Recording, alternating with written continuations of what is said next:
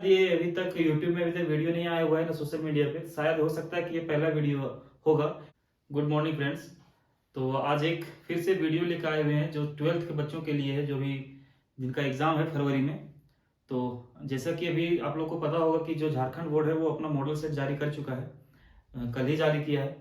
तो उसका जो सॉल्यूशन है, ठीक है, तो उसका सॉल्यूशन लेके आए हुए हैं, जिसमें कल इसका जो पहले वीडियो था उसमें बताए हुए थे कि इसका मार्क्स डिस्ट्रीब्यूशन कैसा रहेगा, कौन सा क्वेश्चन कितना नंबर का रहेगा। तो उसमें कल बताए भी थे कि वीडियो 4 वीडियो 5 वीडियो आएगा जिसमें अलग अलग रहेगा। जैसे आज हम ऑब्जेक्टिव क्वेश्चन सारा लेके आए हुए हैं, ठीक है, तो एक एक करके सारा ऑब्जेक्टिव क्वेश्चन को डील करेंगे। और शायद ये अभी तक यूट्यूब में अभी तक वीडियो नहीं आया हुआ है ना सोशल मीडिया पे। शायद हो सकता है कि ये पहला वीडियो हो। अभी तक जब वीडियो ये शूट हो रहा है तब तक अभी तक कोई वीडियो अपलोड नहीं हुआ है। क्वेश्चन इसका लेकर के मॉडल सेट का सॉल्यूशन अभी तक नहीं जारी किया गया है, कोई भी वीडियो नहीं आया है ना किन्हीं और टीचर के द्वारा। तो कोशिश कर रहे हैं हम पहला ये वीडियो बनाने का। तो देर ना करते हुए सीधा क्वेश्चन की ओर बढ़ते हैं। उससे पहले एक इन्फॉर्मेशन आप लोग सुन लीजिए, एक जानकारी ले लीजिए कि देखिए जब भी आप ऑब्जेक्टिव क्वेश्चन बनाने जाइएगा तो ध्यान रहे कि देखिए 30 ऑब्जेक्टिव क्वेश्चन है आपके पास, ठीक है। तो आपको 30 मिनट से ज्यादा समय नहीं लेना है उसमें, क्योंकि अगर 30 मिनट से ज्यादा समय आप लेते हैं तो आप फिर जो ज्यादा मार्क्स का क्वेश्चन है उसको आपको छोड़ना पड़ सकता है। देर ना करते हुए हम लोग वीडियो की आगे बढ़ते हैं। पहला क्वेश्चन है, relation R on set 1 2 3 is given by, relation दिया हुआ है एक R, then the relation is R is, क्या होगा रिलेशन, रिफ्लेक्सिव होगा, सिमेट्रिक होगा, ट्रांजिटिव होगा या सिमेट्रिक एंड ट्रांजिटिव होगा। तो सबका कंडीशन एक बार समझ लेते हैं कि क्या होता है, ठीक है, वहां से आपको खुद समझ में आ जाएगा कि क्या होने वाला है। तो सबसे पहले जो रिलेशन दिया हुआ है उस रिलेशन को हम लोग देखते हैं। देखिए रिलेशन दिया हुआ है r is equal to 1 1 2 2 1 2 3 3 and 2 3, ये रिलेशन दिया हुआ है, ठीक है। तो देखिए सबसे पहले हम लोग चेक करते हैं रिफ्लेक्सिव को, एक एक करके चेक करते जाते हैं। तो देखिए यहां दिया हुआ है हेयर क्या है, 1 1 2 2 3 3 जो है वो बिलोंग्स टू आर। देखिए ये सारा जो है आर से बिलोंग कर रहा है, ठीक है। जब ये आर से बिलोंग कर रहा है तो क्या हो गया, ये रिफ्लेक्सिव होगा। तो इसीलिए क्या होगा, आर इज रिफ्लेक्सिव। ये तो हमारा पहला ही सही हो गया, लेकिन यही छोड़ नहीं देना है। क्यों? क्योंकि एक ऑप्शन यहां दे दिया सिमेट्रिक और रिफ्लेक्सिव, तो सॉरी सिमेट्रिक और ट्रांजिटिव। तो हो सकता है कि सिमेट्रिक या ट्रांजिटिव कुछ हो जाए, तो उसको भी चेक करना पड़ेगा आपको। तो ये रिफ्लेक्सिव हो गया। फिर देखते हैं हम लोग सिमेट्रिक चेक करते हैं। फॉर सिमेट्रिक,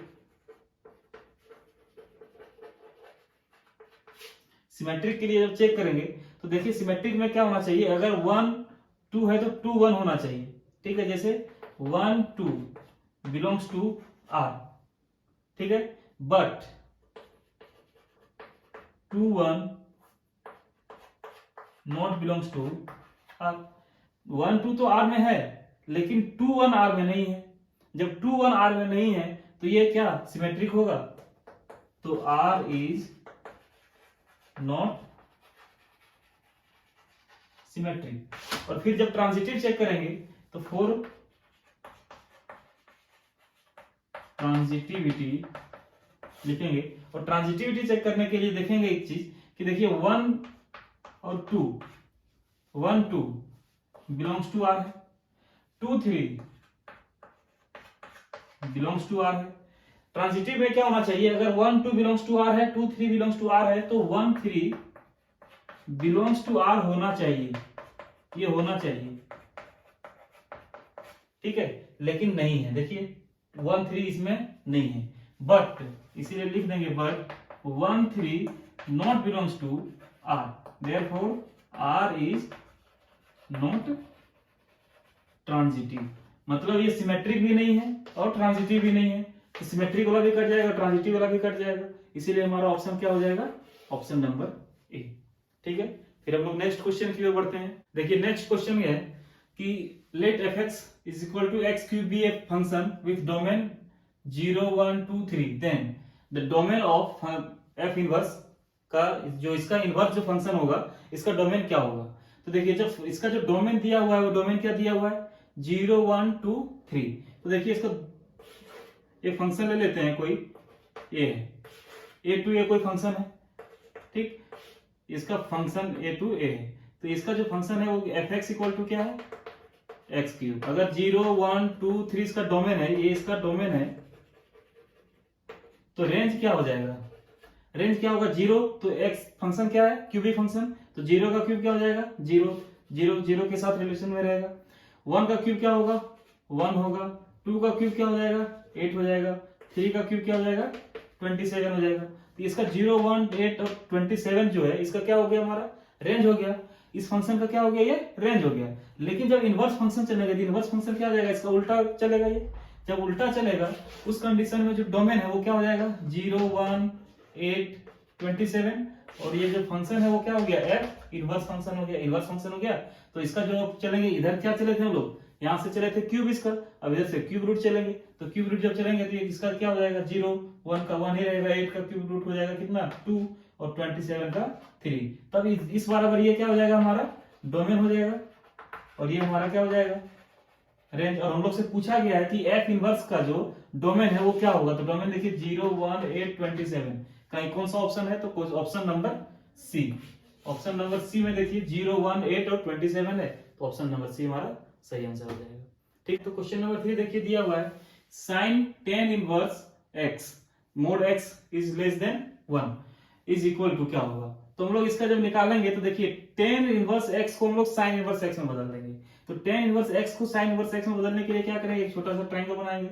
tan में क्या होता है p/h होता है, सॉरी p/b होता है, तो ये हमारा x हो जाएगा, तो ये कितना हो जाएगा 1 हो जाएगा। तो हमारा इसका क्या हो जाएगा, जो हाइपोटेन्यूज हो जाएगा 1 प्लस एक्स स्क्वायर हो जाएगा। तो हम लोग इसको क्या लिख सकते हैं, sine inverse x by perpendicular by hypotenuse x by 1 plus x square root under. ठीक है, ये हमारा साइन इनवर्स में, साइन में बदल गया, किसमें, जो tan इनवर्स x था वो किसमें बदल गया, साइन इनवर्स में बदल गया। तो साइन इनवर्स बदलेगा तो इसको लिखेंगे क्या हम लोग, sine inverse x by root under 1 plus x square. हम लोग जानते हैं sine inverse sine inverse x equal to x होता है, तो ये हमारा क्या हो जाएगा x by root under 1 plus x square, और ये ऑप्शन नंबर हमारा डी है, तो ऑप्शन नंबर डी हमारा आंसर हो जाएगा।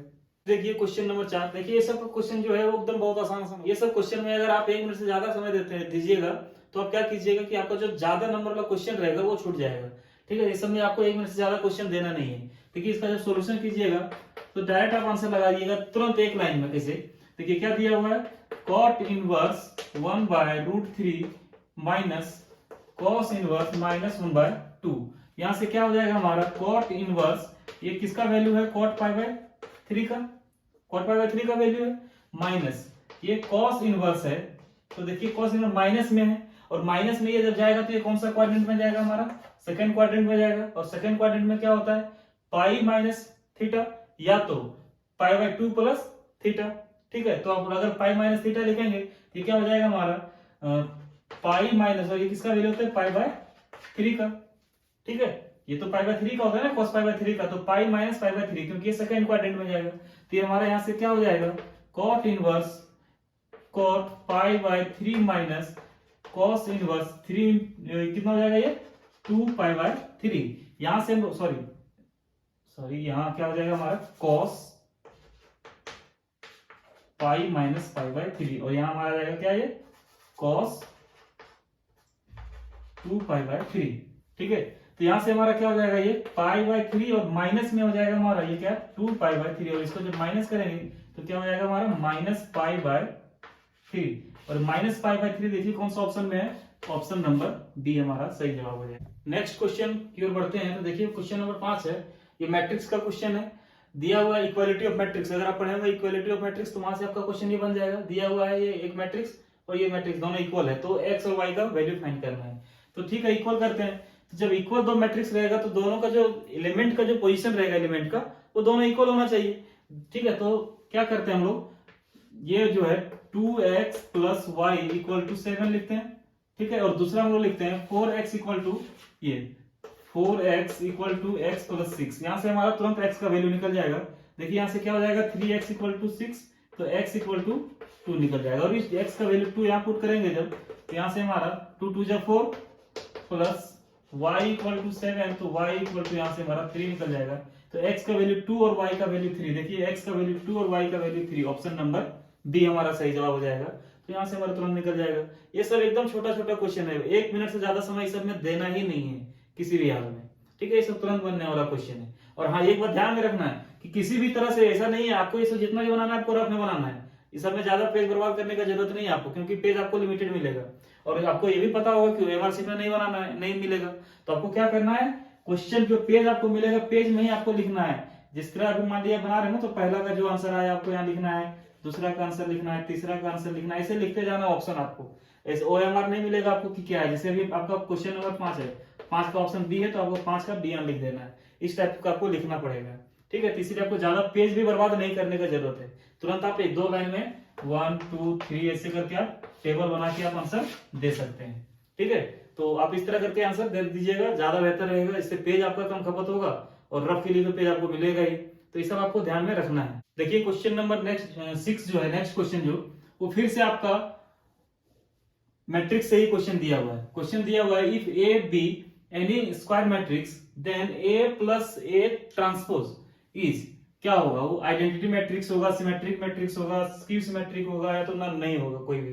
तो देखिएगा आप जो मैट्रिक्स निकालिएगा एनसीईआरटी तो थ्योरम 1 में ही दिया हुआ है आपका कि अगर कोई एक स्क्वायर मैट्रिक्स ए है और उसका ट्रांसपोज अगर उसके साथ ऐड करते हैं तो वो एक सिमेट्रिक मैट्रिक्स होता है। कैसे होता है आपको प्रूव करके भी दिखा देते हैं। मान लेते हैं let B is equal to एक मैट्रिक्स मान लेते हैं ए प्लस ए ट्रांसपोज, ठीक। तो ये क्या हो जाएगा, तो बी ट्रांसपोज इक्वल टू क्या होगा, ए प्लस ए ट्रांसपोज का ट्रांसपोज, ठीक है। अब ये इसको ब्रेक करेंगे तो क्या हो जाएगा, A transpose plus A transpose का ट्रांसपोज, और ये ट्रांसपोज का फिर से ट्रांसपोज करेगा तो ए के बराबर ही होता है। तो ये क्या हो जाएगा, ए ट्रांसपोज प्लस ए, तो ये किसके बराबर आ गया, फिर से बी के बराबर आ गया। तो इसका मतलब ये हुआ कि B transpose equal to B.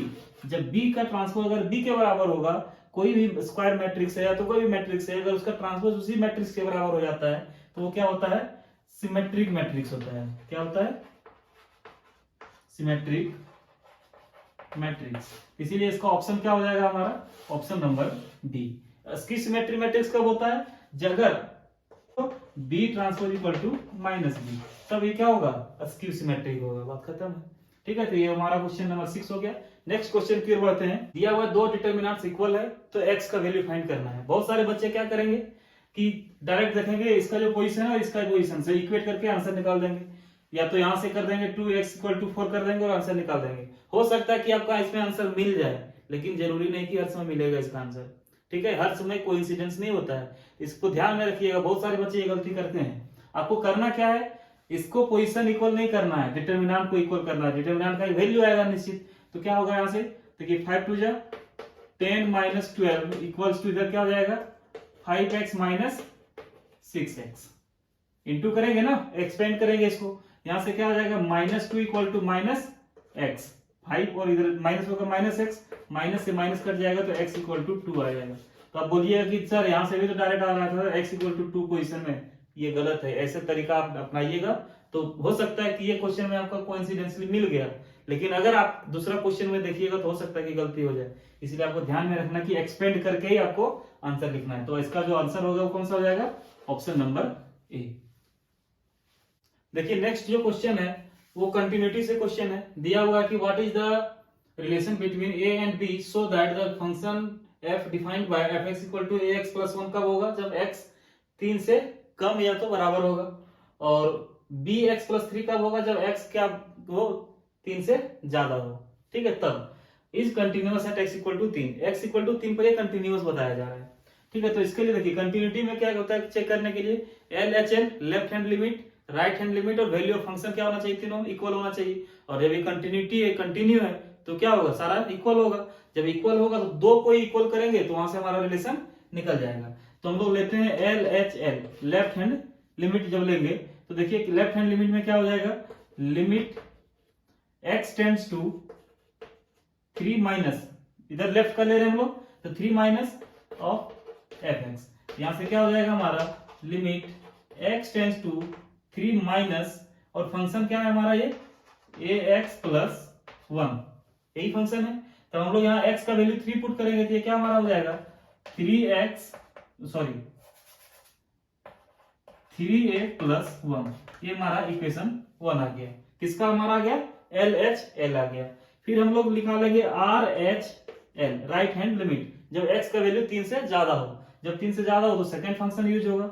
इसमें क्या हो जाएगा हमारा? Limit x tends to 3 plus of function बराबर, ये क्या हो जाएगा हमारा? Limit x tends to 3 plus, और इसमें हमारा फंक्शन कौन सा यूज होगा? bx plus 1, sorry bx plus 3, और यहां से हमारा क्या हो जाएगा? x का वैल्यू 3 पुट करेंगे, ये क्या हो जाएगा? 3b प्लस 3, और ये इक्वेशन नंबर 2। देखिए क्या है, दोनों कंटिन्यूअस है तो क्या होगा? दोनों इक्वल होगा, और जब दोनों इक्वल होगा तो ये भी दोनों इक्वल होगा। जब इक्वेट करेंगे तो देखिए 3a plus 1 equals to 3b plus 3, एक साइड ले आएंगे अगर तो ये क्या हो जाएगा? 3 into a minus B equals to, ये उधर जाके क्या हो जाएगा? 2, और यहाँ से a minus B equal to 2/3 आ गया हमारा ये रिलेशन। देखिए कहीं ऑप्शन में मिल रहा है क्या a minus B equal to 2/3? Option number C, तो ऑप्शन नंबर सी हमारा करेक्ट आंसर हो जाएगा। बस इसी तरह बना लेना है। याद रखिएगा कि इस टाइप का क्वेश्चन से आपको कोई वैल्यू निकालने के लिए पूछा जा सकता है, तो आपका ये मतलब कि 2 या 3 मार्क्स में भी क्वेश्चन पूछा जा सकता है। तो इस सबको ध्यान में रखिएगा कंसेप्ट को कि क्या अगर कोई फंक्शन कंटिन्यूअस कब होगा? जब LHL बराबर value of function equal to RHL हो, तब ये क्या होगा? फंक्शन कंटिन्यूअस होगा। नेक्स्ट देखिए क्वेश्चन नंबर 9 और 10 दोनों है डिफरेंशिएशन से क्वेश्चन, और दोनों तुरंत बनने वाला क्वेश्चन है। तो हम लोग नेक्स्ट बढ़ते हैं सीधा सॉल्यूशन की ओर। देखिए y बराबर दिया हुआ क्या? y इक्वल टू दिया हुआ है log x। डिफरेंशिएट करेंगे तो ये क्या हो जाएगा? dy by dx is equal to log, chain rule से इसको बनाएंगे, ये log x का डिफरेंशिएशन क्या हो जाएगा? 1 बाय log x, और फिर log x का क्या होगा? 1 बाय x, मतलब क्या हो गया? 1 बाय x log x। देखिए ऐसा कोई ऑप्शन दिख रहा है क्या आपको? 1 बाय x log x? हाँ, ऑप्शन नंबर सी। तो ऑप्शन आपको कौन सा हो जाएगा? सी ऑप्शन सही हो जाएगा। फिर नेक्स्ट क्वेश्चन दिया हुआ है कि root x plus root y is equal to root a। ये डिफरेंशिएट करेंगे तो देखिए इसका क्या हो जाएगा? 1 बाय 2 रूट x प्लस इसका क्या हो जाएगा? 1 by 2 root y dy by dx is equal to 0। Constant का 0 होगा। अब इसको उधर ले जाएंगे तो क्या हो जाएगा हमारा? 1 by 2 root x is equal to minus 1 by 2 root y। देखिए 2 से 2 कट जाएगा तो हमारा, सॉरी, और यहाँ क्या रहेगा? dy by dx।